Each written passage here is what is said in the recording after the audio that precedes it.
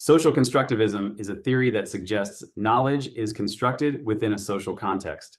This theory is rooted in the work of several 20th century scholars, most notably Lev Vygotsky. He proposed that community and culture play a central role in the process of making meaning. Unlike theories that emphasize learning as primarily an individual process, social constructivism focuses on the interactions between individuals and their societal frameworks. Four key characteristics of social constructivism. One of the first characteristics of social constructivism is that it views learning as a deeply social process. This means that knowledge is not individually acquired in a vacuum, but socially constructed through interactions.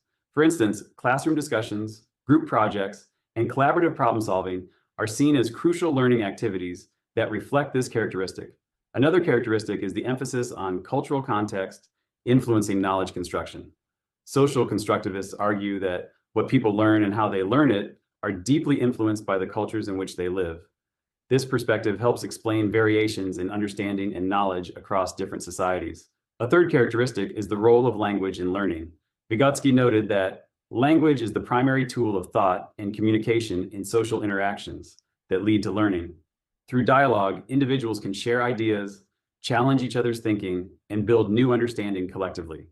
The fourth key characteristic is the active role learners play in their own learning. Social constructivism posits that learners are not just passive recipients of information. Rather, they are active makers of meaning. This aspect underscores the importance of engaging learners in activities that stimulate their cognitive abilities through active participation. Examples of social constructivism. In the classroom, social constructivism may manifest in activities like group discussions or projects, where students are encouraged to share their perspectives and build upon others' ideas. For example, a teacher might use a complex problem in mathematics as a means for students to discuss various solutions collectively, thus enhancing their understanding through exposure to diverse methods and ideas. Strengths of social constructivism. One major strength of social constructivism is its emphasis on collaboration and interaction, which can lead to deeper learning. This approach encourages critical thinking and problem-solving skills, as learners do not merely take in information, but actively engage with it and with each other. Another strength is its adaptability to diverse learning environments and styles. Since social constructivism values cultural context and personal experiences, it supports personalized learning paths within group settings.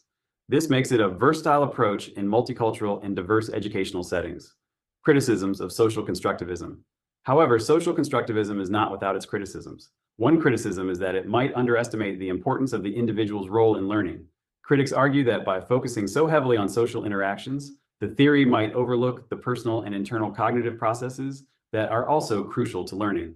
Another criticism relates to the practicality of consistently implementing this approach. In settings where resources and class sizes are limiting factors, the ideal interactive and collaborative learning environment may be difficult to achieve.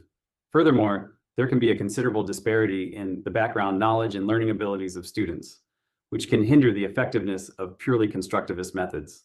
For a deeper understanding of the criticisms of social constructivism, I recommend the video on screen now. It's a comparison of Vygotsky, who is a social constructivist, to Piaget, who is a cognitive constructivist and critical of several social constructivist ideas.